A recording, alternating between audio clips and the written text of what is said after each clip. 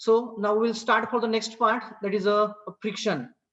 So whatever the study we had right now, we had an just idea about the friction. आपण फक्त फ्रिक्शनच्या बद्दल एक general idea फक्त discuss केली होती बाबा की फ्रिक्शन म्हणजे काय असतं आणि फ्रिक्शनमुळे एक अपोजिशन म्हणजे मुवमेंटला म्हणजे ऑब्जेक्टची जर का मुवमेंट होत असेल तर त्या केसमध्ये त्या होणाऱ्या मोशनला किंवा होणाऱ्या स्लायडिंगला किंवा रोलिंगला आपण म्हणू किंवा मुवमेंटला म्हणू साधा आपण त्या मुवमेंटला जो अपोजिशन फोर्स जनरेट होतो कॉन्टॅक्टिंग सरफेस मध्ये ऑब्जेक्टच्या आणि ज्या सरफेस वरून स्लाइड किंवा रोल होतो तिथं त्याला आपण फ्रिक्शन असं म्हणतो.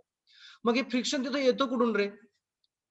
Due to what that frictional force is to exist. कशामुळे फ्रिक्शनल फोर्स जनरेट होतो? कॉन्टॅक्ट झाल्यामुळे. जर का आपण स्मूथ सरफेस असेल आणि स्मूथ सरफेस वरून दुसरा स्मूथ सरफेस ऑब्जेक्ट आपण त्याच्यावरती स्लाइड केला किंवा रोल केला तर फ्रिक्शन येणार का रे? नाही, रफ असतो तिथंच येते. कुठे येणार? रफ सरफेस असतो तिथं. ज्या ठिकाणी सरफेस रफ असेल त्या ठिकाणी असणार. म्हणजे काय, समजा हा आपल्याकडे एक सरफेस आहे, ग्राउंड आहे समजा, आपण सगळ्यात best example, this is a ground and there is a object. Suppose that this is one of the object which is resting on it. हा एक ऑब्जेक्ट आहे, हा त्या ग्राउंड वरती रेस्ट करतोय असा, आणि हा जो ऑब्जेक्ट आहे तो ऑब्जेक्ट ही रफ आहे. त्याचा जो सरफेस आहे तो सरफेस सर्व बाजूनी रफ आहे किंवा जिथं कॉन्टॅक्ट मध्ये तो सुद्धा रफ आहे. मग त्या केसमध्ये जर का या ऑब्जेक्टला आपण पुल केला, समजा आपण फोर्स एफ एवढा लावला आणि त्याला आपण पुल केलं राईट साईडला, जर का पुल केला तर त्या केसमध्ये तो सहजासहजी पुल होणार नाहीये. एक तर त्याचं इनर्शिया असणार आहे, नो डाऊट. आपण इनर्शिया साईडला ठेवू, म्हणजे काय की जेवढा त्याचा इनर्शिया आहे त्याच्यापेक्षा आपण जास्तीचा फोर्स एफ लावणार आहे इथं. म्हणजे समजा इनर्शिया फोर्स जो आहे या ऑब्जेक्टचा तो समजा 10 न्यूटन आहे टाइम बिंग. 10 न्यूटन त्याचं इनर्शिया आहे. आपण अप्लाय केलेला फोर्स सुद्धा 10 न्यूटन आहे. Is the object will slide now? Object slide होईल का रे? No sir. नाही होणार. समजा मी इथं जे फ्रिक्शनल फोर्स जनरेट होते म्हणतो आपण, किंवा जे कॉन्टॅक्टिंग सरफेस मध्ये तयार होणारा रेजिस्टन्स आहे, त्या रेजिस्टिव्ह फोर्सचं मॅग्निट्यूड म्हणजे त्याला एफ आर म्हणतो आपण फ्रिक्शन, ते समजा 1.5 न्यूटन आहे. 1.5 न्यूटन हे काय आहे तर इथलं फ्रिक्शनल फोर्स आहे. 10 न्यूटन त्याचं इनर्शिया आहे. आता मी सेकंड केसला जर का या ऑब्जेक्ट वरती 11.5 न्यूटन एवढा फोर्स लावला तर ऑब्जेक्ट स्लाइड होईल का रे? Yes sir. No. Is the object will No, slide now? No sir. No sir, no sir. मग काय होईल रे? फ्रिक्शन नाव ती सध्या फोर्सेस इक्विलिब्रियम मध्ये असलेले आहेत. बॉडी इक्विलिब्रियम मध्ये म्हणजे फोर्सेस इक्विलिब्रियम मध्ये आहेत. आता समजा मी 11.501 न्यूटन एवढा फोर्स लावला, काय होईल रे? तरी पण 11.501 एवढा मी फोर्स लावला होता राईट साईडला, टोटल फोर्स. आता काय होईल रे? बॉडी मूव्ह होईल का? नाही. होईल की नाहीये? होणार, पण एकदम थोडीशी म्हणजे निग्लिजिबल दिसते. स्लाइटली स्लाइड होणार, बरोबर की निग्लिजिबल अमाऊंट मध्ये बॉडी बरोबर डिस्प्लेस व्हायला सुरुवात करणार. ती जी कंडिशन असते की ज्या फेज मध्ये किंवा ज्या मोमेंटला ऑब्जेक्ट हा just on the Verge of motion असतो. आता on the Verge of motion म्हणजे कुठला? When you will exceed the amount of applied force than 11.5. ज्या वेळेस तुम्ही अप्लाय केलेल्या फोर्सचं मॅग्निट्यूड 11.5 न्यूटन पेक्षा वाढवाल, स्लाइटली जरी वाढवलं तर त्या केसमध्ये बॉडी काय असणार आहे? On the Verge of motion असणार आहे. कारण इनर्शिया 10 न्यूटन आहे. त्या बॉडीचं जे फ्रिक्शनल फोर्स आपण जे घेतलेला आहे कॉन्टॅक्ट सरफेस ते 1.5 आहे. आपण या साईडला राईट साईडला ओढतोय, म्हणजे फ्रिक्शनल फोर्स हा कोणत्या साईडला असेल रे? राईटला की लेफ्टला? राईटला, लेफ्टला, सॉरी लेफ्ट. लेफ्टला सर, लेफ्टला. का बरं लेफ्टला रे? कारण फोर्स राईटला आहे. अपोजिट असणार सर त्याचं. मोशनच्या अपोजिट असणार, म्हणजे हा आपला फ्रिक्शन Opposite. का? मग इनर्शिया आणि फ्रिक्शन दोघं काय करतात? दोघं मिळून कंबाइनली काय करतात तर मोशनला अपोज करतात. आणि त्या दोघांचं मॅग्निट्यूड कंबाइनली आहे 11.5 न्यूटन. कोणाकोणाचं? या फ्रिक्शनचं आणि या इनर्शियाचं. या दोघांची कंबाईन समेशन जी आहे ती आपली 11.5 न्यूटन एवढे आहे. म्हणजेच ज्या वेळेस आपण ह्या ऑब्जेक्ट वरती 11.5 न्यूटन पेक्षा जास्तीचा फोर्स लावू त्यावेळेस काय होणार आहे? ऑब्जेक्ट हा on the Verge of motion असणार आहे आणि ज्या वेळेस 11.5 पेक्षा सफिशियंट फोर्स म्हणजे त्याच्यापेक्षा जास्तीचा फोर्स असेल त्यावेळेस ऑब्जेक्ट हा मोशन मध्ये असणार आहे.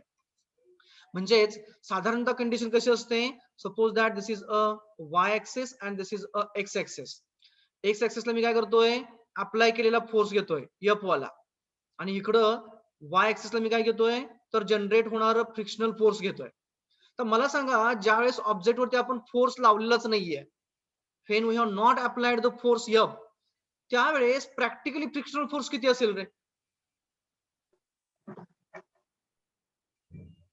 ऑब्जेक्टच्या वेट एवढा. ते तर इनर्शिया आहे, दॅट इज इनर्शिया. 0 असणार आहे. 0. प्रॅक्टिकली फ्रिक्शनल फोर्स 0 असणार ना, कारण we are not trying to move it. आपण ते मेजर करू शकेल का रे? जर का आपण फोर्सच नाही लावला, तर डिस्प्लेस करण्याचा प्रयत्नच नाही केला, त्या केसमध्ये आपण हा फ्रिक्शनल फोर्स मेजर करू शकेल का? नाही सर, नाही सर. कारण रेस्टला असणार बॉडी. त्यामुळे काय असणार, ते 0 असणार. म्हणजे ज्या वेळेस अप्लाय केलेला फोर्स 0 असेल त्यावेळेस फ्रिक्शनल फोर्स सुद्धा किती असणार आहे, 0 असणार आहे. आता आपल्याला माहिती आहे किती आहे फ्रिक्शनल फोर्स मॅग्निट्यूड, या सरफेसला 1.5 आहे. तर मी काय करतोय की अप्लाय केलेला जो फोर्स आहे तो हळूहळू स्लाइटली वाढवतोय. हा 10 न्यूटन जो इनर्शिया आहे तो थोडा साईडला ठेवूया आपण, तो कॉन्स्टंट असणार आहे.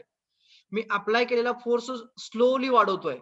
मी जर का तो समजा 1 न्यूटन घेतला कोण अप्लाय केलेला फोर्स, तर फ्रिक्शनल फोर्स किती न्यूटन असेल रे?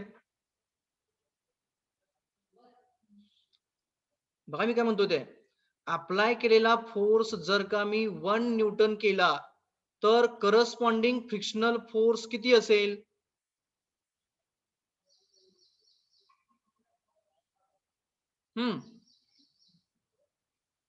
मॅक्झिमम 1.5 आहे, परंतु मी अप्लाय केला किती फोर्स, डिस्प्लेस करणारा फोर्स माझा 1 न्यूटन आहे. तर त्यावेळेस तुम्ही जर का मेजर केलं फ्रिक्शनल फोर्स इथं, तर ते किती न्यूटन असेल रे मग कॉन्टॅक्ट सरफेसला?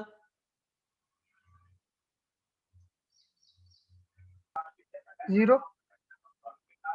0 असतं तर मग ऑब्जेक्ट स्लाइड व्हायला पाहिजे. Object slide 1.5. 1.5. एवढंच असणार सर, 1.5.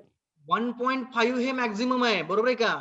आता तुम्ही किती फोर्स अप्लाय केला, फोर्स तुम्ही फक्त 1 न्यूटन एवढा अप्लाय केला इकडच्या साईडला ओढणारा, आणि त्यावेळेस तुम्ही फ्रिक्शन फोर्स मोजता येतं, मेजर करताय. लेस दॅन 1.5 असणार. मग 1 किती? न्यूटनच असणार. एक्झॅक्टली 1 न्यूटन असेल ना. जर का तुम्ही एखाद्या स्टोनला धरून ओढताय, एखाद्या दगडाला तुम्ही दोरी बांधली आणि तुम्ही ओढताय, तो दगड कधी हलणार आहे, ज्या वेळेस तुम्ही अप्लाय केलेला फोर्स हा त्या स्टोनची इनर्शिया आणि तिथलं जे फ्रिक्शनल फोर्स आहे त्याच्यापेक्षा जास्त तुम्ही अप्लाय केलेला फोर्स असेल त्यावेळेस ते स्लाइड होणार आहे, बरोबर का?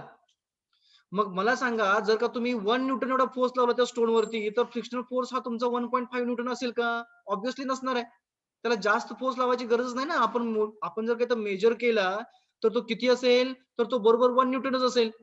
Action is equal to reaction. Inertia पण त्यात ऍड करावं लागणार, मग 1 कसं येणार? आपण इनर्शिया साईडला ठेवले, कॉन्स्टंट आहे ते, बरोबर आहे का? 10 न्यूटन कॉन्स्टंट ठेवलं आपण फक्त विचार कोणाचा करतोय, फ्रिक्शनचा करतोय. मग जर का आपण 1 न्यूटन फोर्स लावला तर फ्रिक्शन 1 न्यूटनच असेल. जर का आपण फोर्स हा 0.1 न्यूटन लावला तर त्यावेळेचा फ्रिक्शनल फोर्स सुद्धा 0.1 असणार, कारण ऑब्जेक्ट तुमच्या जागेने हलत नाहीये. इनर्शिया आपण कॉन्स्टंट ठेवली. इनर्शियाला बॅलन्स कोण? इनर्शिया म्हणजे डाऊनवर्ड येतं, मोशन नाहीये. म्हणजे काय झालं, W is equal to mg झाला, बरोबर आहे का? आणि m इंटू g म्हणजे काय झालं तुमचं, तर ते तुमचं इनर्शिया म्हणजे वेट झालं. क्लिअर आहे का? तो म्हणजे वेट म्हणजे काय असणार, तर ते वेट म्हणजे तुमची नॉर्मल रिएक्शन R असणार. R is equal to W, हे दोघे एकमेकाला बॅलन्स झाले. इथं मोशन मध्ये आल्यानंतरची इनर्शिया जी असणार ती मोमेंटम मुळे असणार आहे, ते वेगळा पार्ट झाला. परंतु रेस्टला असताना अपोज कोण करणार मोशनला, तर कंबाइनली कोण कोण, इनर्शिया आणि फ्रिक्शन. परंतु इनर्शियाला जर बॅलन्स केलं, जर का असं आपण म्हटलं की वेटला रिएक्शन बॅलन्स केलं, तर कोण शिल्लक राहिला, फक्त फ्रिक्शन राहिला. त्याचं मॅक्झिमम मॅग्निट्यूड किती आहे आपलं, आपण अजून केले की 1.5 आहे. म्हणजे याचा अर्थ काय झाला की 0 पासून जसं तुम्ही फोर्स वाढवाल त्याच प्रमाणामध्ये तुमचं फ्रिक्शनल फोर्स वाढत जाणार. ते कुठपर्यंत, 1.5 पर्यंत. समजा त्याचं लिमिटिंग व्हॅल्यू जे आहे किंवा मॅक्झिमम व्हॅल्यू जी आहे ती किती आहे, 1.5 आहे. म्हणजे याचा अर्थ काय झाला की ज्या वेळेस फ्रिक्शनल फोर्स 1.5 असेल त्यावेळेस अप्लाय केलेला फोर्स तुमचा किती असणार आहे, तर तो 1.5 असणार आहे. आणि ही कशी असणार, की तुमची स्ट्रेट लाईन असणार. That will be increasing in a straight line order, direct proportion. परंतु ज्या वेळेस मॅग्निट्यूड आपलं 1.5 एवढं होणार, म्हणजे पुन्हा एवढं या फ्रिक्शनल फोर्स 1.5 एवढं होणार, त्यावेळेस काय होणार, सडनली आपला ऑब्जेक्ट हा डिस्प्लेस व्हायला सुरुवात होणार. हे इनर्शिया वगैरे जर थोडंसं साईडला ठेवा, आपण इनर्शियाला नंतर येऊयात. थोडा फक्त कॉन्सेप्ट रिलेटेड टू फ्रिक्शन बघूयात. नंतर आपण ते 10 न्यूटनचं 11.5 काय झालं, कसं होणार ते आपण नंतर बघूयात. म्हणजे इथं काय होणार की ज्या वेळेस अप्लाय केलेला फोर्स हा आपला बरोबर फ्रिक्शनच्या अमाऊंट एवढा असणार आणि इनर्शियाला रिएक्शनने बॅलन्स करून जर का बरोबर मॅच झालं तर दोघांचा अमाऊंट, तर त्या केसमध्ये ऑब्जेक्ट हा स्लाइड होताना हा कॉन्टॅक्टिंग सरफेस जो आहे किंवा कॉन्टॅक्ट जो तो कॉन्टॅक्ट तुटायला पाहिजे, ब्रेक व्हायला पाहिजे आहे. म्हणजेच ज्या वेळेस अप्लाय केलेल्या फोर्सचं मॅग्निट्यूड हे बरोबर फ्रिक्शनल फोर्स एवढं असेल, त्यावेळेस ऑब्जेक्ट हा on the Verge of motion असणार आहे. म्हणजे इथं जी त्याची कंडिशन असणार आहे ती कंडिशन कशी असणार आहे, on the Verge of motion. त्यालाच आपण इम्पेंडिंग कंडिशन असं म्हणतो. त्यालाच आपण इम्पेंडिंग कंडिशन असं. Okay, I will repeat that. So when we will try to have an force on an object so that the object is in motion, then that frictional force is going to increase up to its maximum value. Means it is going to reach its maximum value, that is we are considering as a limiting friction, and the state of the object is considered as an impending condition. Okay, त्या impending कंडिशनला काय होतं की बरोबर ऑब्जेक्टची जी state असते ती rest पासून motion मध्ये जाण्याचा प्रयत्न करत असते. म्हणजे ऑब्जेक्ट हा on the Verge of motion असतो. त्यानंतर ना जरी तुम्ही फोर्स वाढवला तर त्या केसमध्ये काय होतं की सडनली फ्रिक्शनल फोर्स ड्रॉप होतो आणि ऑब्जेक्ट हा मोशन मध्ये येतो. पण ड्रॉप कुठं होतो, सर्टेन लिमिट पर्यंत होतो. आणि after that achieving that certain limit, that is a fixed value of a friction we can say, then that object used to continue its motion with that less value of a friction than that of the limiting friction we can say. So here the maximum value of a friction is a limiting friction. Okay, and the frictional force experienced by a body when it is in a motion, that is a dynamic friction, and the frictional force experienced by a body when it was a rest but there was applied force, then it is considered as a static friction. Okay, now after getting the idea, that is what is meant by static friction, limiting friction, dynamic friction, we forgot to have an alignment focus on the what is friction and why or how it is to be there. तर जर का आपण एखादा surface बघितला, rough surface बघितला, तर त्या केसमध्ये आपल्याला असं आढळून येतं की त्याच्यावरती मायन्युटली प्रोजेक्टिंग पार्टिकल्स असतात. If you observe any object, any surface which is not a highly finished, then we used to observe a such type of the minutely projecting particles. प्रत्येक सरफेस वरती कसं असतं तर असे हे मायन्युटली प्रोजेक्टिंग पार्टिकल्स असतात. हा झाला आपला एक ऑब्जेक्टचा सरफेस झाला. दुसरा कोण आहे आपला, तर हा आपला ऑब्जेक्ट जो होता तो ऑब्जेक्ट आपण ज्याच्यावरती ठेवणार आहे सरफेस वरती तो झाला. त्याच्या सरफेसला कसं असणार तर असे मायन्युटली प्रोजेक्टिंग पार्टिकल्स असणार. मग काय होतं, ज्यावेळेस हा ऑब्जेक्ट आपण याच्यावरती ठेवतो म्हणजे रेस्ट करतो, त्यावेळेस काय होतं तर हे दोन्ही जे मायन्युटली प्रोजेक्टिंग पार्टिकल्स असतात ते एकमेकांमध्ये एम्बेडेड होतात, म्हणजे काय होतात, मिक्सअप होतात. त्याच्यामुळे काय होतं की याला ग्रिप मिळते म्हणतो आपण. म्हणजे काय होतं, हा सरफेस हा घट्ट होतो, आणि घट्ट होतो इन द सेन्स काय तर ते दोन्ही सरफेस एकमेकांमध्ये थोडेसे एम्बेडेड होतात. हे जे एक्सटेंडेड पार्टिकल जे आहेत, मायन्युटली प्रोजेक्टिंग पार्टिकल आपण म्हणूया, ते काय होतात एकमेकांमध्ये असे घुसून बसतात. त्याच्यामुळे काय होतं की ऑब्जेक्ट हा सहजासहजी पुढे जात नाहीये. म्हणजे काय होतं, त्याच्या मोशनला रेजिस्टन्स येतो. मग तो मोशनला येणारा जो रेजिस्टन्स आहे कोणामुळे, या मायन्युटली प्रोजेक्टिंग पार्टिकल्समुळे. जर का आपली मोशन राईट साईडला असेल तर ते काय करतात, लेफ्ट साईडला बरोबर तो अपोजिंग फोर्स म्हणजे फ्रिक्शनल फोर्स लावतात. तो जो अपोजिंग फोर्स आहे मोशनला कशामुळे आला तर त्या मायन्युटली प्रोजेक्टिंग पार्टिकल्समुळे आला, त्याला आपण फ्रिक्शन असं म्हणतो. ओके, मग ज्या वेळेस आपण अप्लाय केलेला फोर्स मॅग्निट्यूड हे बरोबर त्या इनिशियल कंडिशनला काय होणार की ऑब्जेक्ट जर का जास्त वेळ असं आपण आहे त्याच पोझिशनला ठेवला, म्हणजे काय केलं आपण, व्हेकल ही आहे तशीच एका टारच्या रोडवरती किंवा डांबरीच्या रोडवरती आपण आहे तशी ठेवली, तर काय होतं तर ते बरोबर त्याचे जे व्हील्सचे जे ग्रूव्ज असतात, व्हीलला ग्रूव्ह असतात, ते ग्रूव्ह काय होतात बऱ्या प्रमाणामध्ये त्या आतमध्ये त्या टारमध्ये एम्बेडेड होतात, म्हणजे रुतून बसतात. मग त्यावेळेस काय होतं की ऍडिशनल टू द फ्रिक्शन ते एम्बेडेड झालेला जो पार्ट आहे तो बाहेर खेचून काढण्यासाठी आपल्याला फोर्स लावावा लागतो, ऍडिशनल फोर्स तयार होतो. किंवा जर का सरफेस जास्त रफ असेल, म्हणजे काय आपण टार वरती अंतरलेला नाहीये, म्हणजे डांबरीकरण केलेलं नाही रोडचं, म्हणजे काय, फक्त आपण काय केलंय, स्टोन मेटल टाकलेली आहे, तिला आपण खडी म्हणतो मराठीमध्ये. फक्त खडी टाकलेली आहे आणि त्याच्यावरून आपण काय करायला व्हेकल घेऊन चाललोय. व्हेकलचे टायर्स हे वेल कंडिशन मध्ये आहेत. मग त्या केसमध्ये काय होतं, जेवढे टायर्स ना ग्रू मोठे असतील तेवढे काय होतात, जास्त त्या मेटल मध्ये, स्टोन मेटल मध्ये म्हणजे खडीमध्ये रुतून बसतात. त्याच्यामुळे काय होतं की फ्रिक्शनल फोर्स जास्त जनरेट होतो. आपण असं म्हणजे काय, की जेवढा सरफेस रफ असेल तेवढं फ्रिक्शनल फोर्स जास्त होतो आणि जेवढा सरफेस स्मूथ असेल तेवढा फ्रिक्शनल फोर्स हा कमी राहतो. जर का पूर्णपणे स्मूथ सरफेस असेल दोन्हीही, म्हणजे कोणाचा, ज्याच्यावरून ऑब्जेक्ट स्लाइड होतो तो आणि जो ऑब्जेक्ट स्लाइड होतो त्याचा सरफेस जेवढा स्मूथ असेल किंवा कम्प्लिटली स्मूथ असेल तर त्या केसमध्ये फ्रिक्शनल फोर्स मॅग्निट्यूड हे कंपल्सरी 0 राहतं. Isn't it? So this is about friction, means what is meant by friction and how it is to get developed. तर फ्रिक्शनचे पुढे जाऊन 2 टाइप राहतात साधारणतः. एक म्हणजे काय, the friction during a rolling we can say and friction during a sliding. तर rolling case आणि स्लाइडिंग केस म्हणजे काय, की suppose that once again we have this surface, हा रोड आहे आणि ह्या रोडवरून काय झालंय, फील आपलं रोल होत आहे. म्हणजे काय, गाडीचं चाक आहे आपल्या आणि त्याला काय होतंय, अँग्युलर व्हेलॉसिटी ओमेगा एवढी आहे आणि त्या अँग्युलर व्हेलॉसिटी ओमेगाने ते त्याच्यावरती काय होतं, रोल होत चाललेलं आहे. Suppose that the direction of motion for this is a omega, ही कशी आहे, या साईडला आहे. आता आपण पाठीमागं काय म्हटलं होतं, की frictional force always acts in the direction opposite to the motion. बरोबर आहे का, आठवतंय का बघा.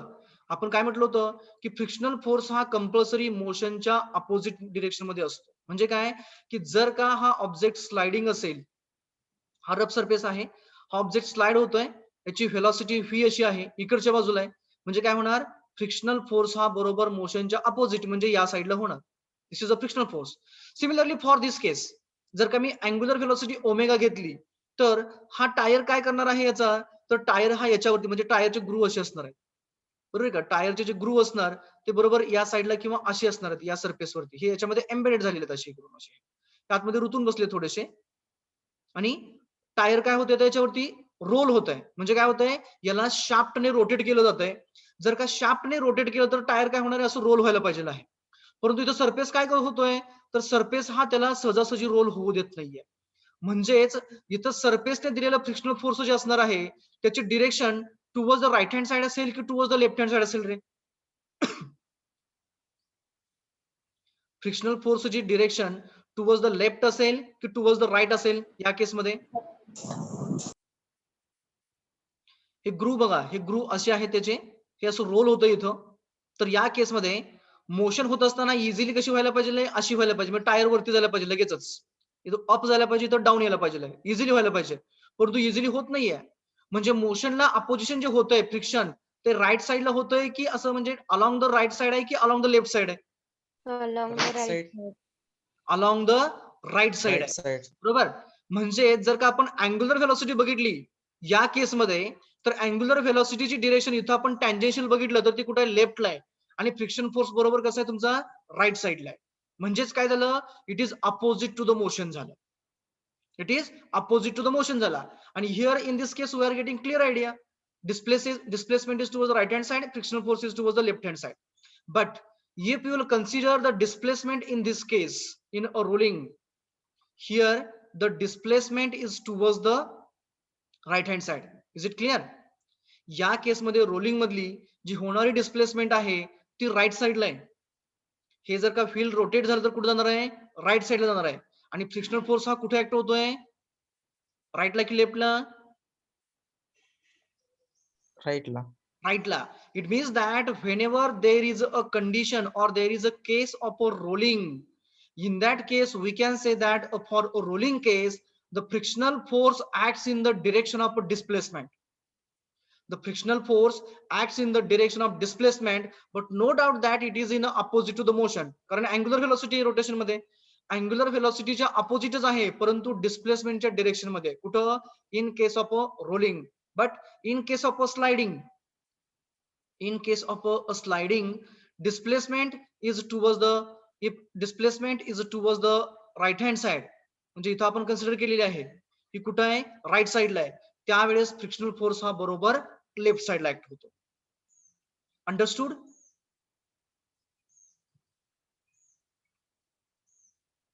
आले का लक्षात? Yes sir.